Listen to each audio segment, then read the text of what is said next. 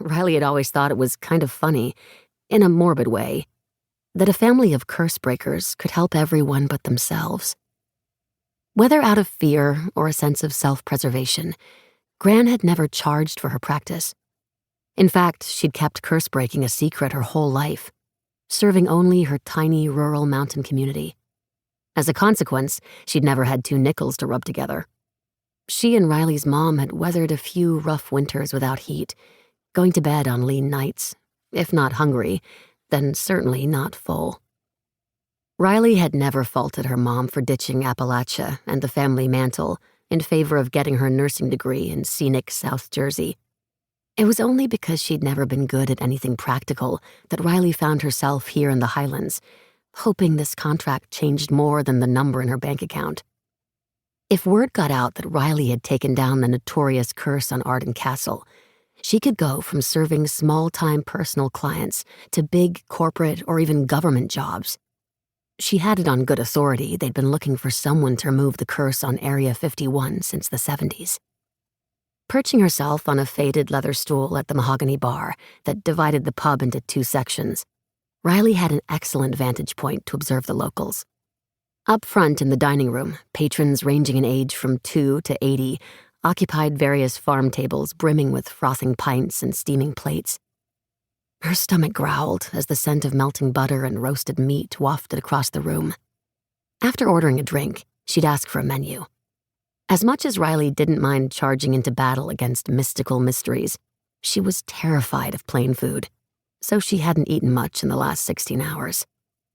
Next to her, a middle-aged man with face paint-streaked cheeks bellied up to the bar to speak to the hot older woman pulling pints. "Elin, come and sit with us."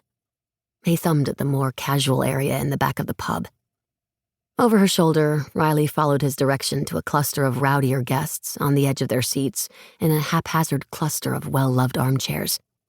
They all had their necks bent at uncomfortable angles to watch a small, shitty-looking TV hanging from the wall. "We need you. The game's tied and you're good luck." The bartender, Aylin, waved him off.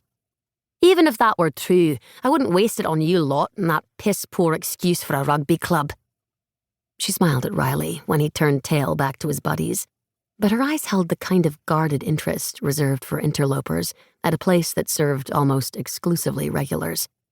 "Can I get you something?" Without hesitating, Riley ordered an aged local scotch on the rocks, hoping the quick, simple order would convey that she came in peace.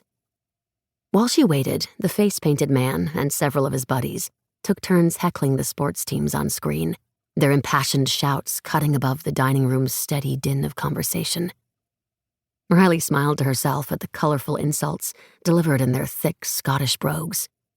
A similar disorderly air erupted in her mother's living room every time neighbors and friends gathered to get their hearts broken by the Eagles. Even though she'd never traveled abroad before, suddenly Riley felt a little more at home. "You've got good taste in scotch." Aylin placed the highball glass of amber liquid in front of her. "For an American," she said, warm, teasing. Apparently, in a village this small, even a few words in her accent stood out. Riley raised her glass in acknowledgement before taking a sip. She savored the sharp, smoky flavor of the smooth liquor, a subtle hint of spice lingering on her lips after she swallowed. Good whiskey tasted like indulging in bad decisions, that same satisfying burn. This job might kill her, but so close to Islay, at least she could enjoy single malt without paying shipping markup or import tax. "I'd ask what brings you all the way out here," the silver-haired bartender said. "But there's really only one reason strangers come to Torridon." Almost imperceptibly, her gaze strayed to a couple tucked in at a corner table, wearing a pair of what looked like homemade novelty t-shirts reading "Curse Chasers." Riley winced. Reminders that her real life was someone else's sideshow circus could make a girl feel cheap, if she let them. Accustomed to using people's drink order as a bellwether for their character, out of habit, her eyes fell to check what they were drinking. Riley groaned. Not mojitos. Far and away the most tedious cocktail to prepare. She revised her previous